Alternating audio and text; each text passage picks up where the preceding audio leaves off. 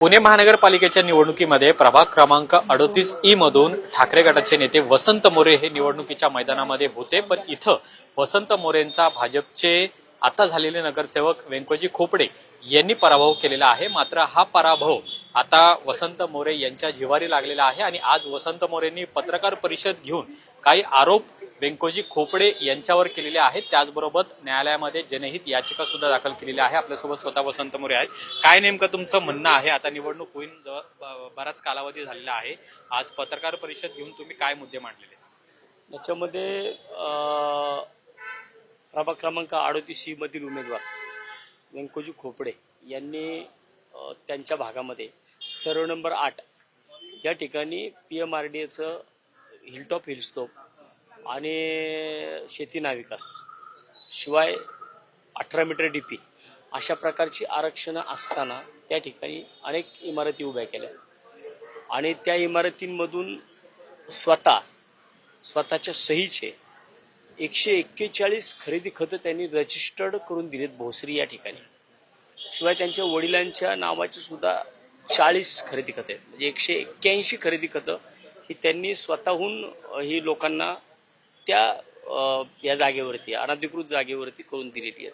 त्यामुळे त्यांनी जे डिक्लेरेशन दिलं होतं की मी स्वतः उमेदवार म्हणून जर निवडून आलो तर मी याच्या आधी अनधिकृत बांधकामं केलेली नाही आहेत आणि पुढे सुद्धा केल्याचं सिद्ध झाल्यास माझं नगरसेवक पद रद्द करण्यात यावं, ह्याच त्यांनी दिलेल्या तरी त्यांनी दिलेले जे लिहून दिले त्याच्यानुसारच मी कोर्टामध्ये पिटिशन दाखल केले। त्यांची जी बांधकामं आहेत ती अनधिकृत आहेत असं तुमचं म्हणणं आहे? 100%, कारण त्याच्यामध्ये PMRDने स्वतःच झोन दाखला दिलेला आहे।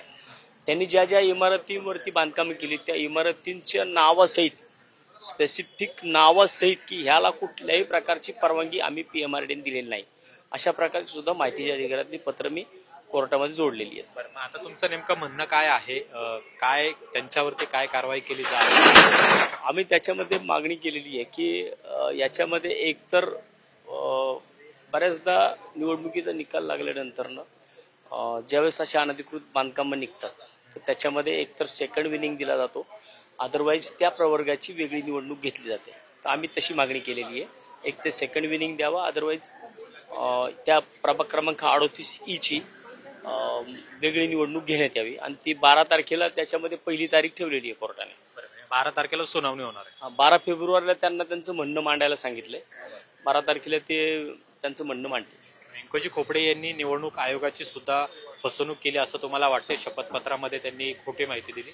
100%, आणि तीच मी कालच्याला माननीय कमिशनर साहेबांना सुद्धा त्या संदर्भातलं पत्र ते सगळे पुरावे की जे मुख्य निवडणूक आयुक्त आहेत त्यांच्याकडे सुद्धा दिलेत आणि या संदर्भात मी ज्या करमरकर मॅडम होत्या तिकडचे आरोप त्यांच्यासोबत सुद्धा मी या संदर्भात, परंतु हे सगळं प्री प्लॅन्ड होतं। त्यामुळे त्यांनी सुद्धा मला सुरुवातीला सांगितलं की आम्ही त्यांना विचारलं होतं की जर एखाद्या उमेदवाराने अनधिकृत बांधकाम केलं असेल तर तुम्ही त्याचं नॉमिनेशन फॉर्म रद्द करू शकता का, तुम्हाला जर तसे पुरावे दिल्यास? तर त्यांनी स्पष्ट सांगितले की ते रद्द करण्याचा माझ्याकडे काहीच अधिकार नाहीये, तुम्हाला त्या संदर्भात कोर्टात जावं लागेल। तुम्हाला वाटतं तुम्हाला न्याय मिळेल आणि तुम्ही जे काय बाजू मांडलेली आहे? माझा न्याय प्रक्रियेवरती पूर्णपणे विश्वास आहे आणि मला वाटतं की मला न्याय मिळेल।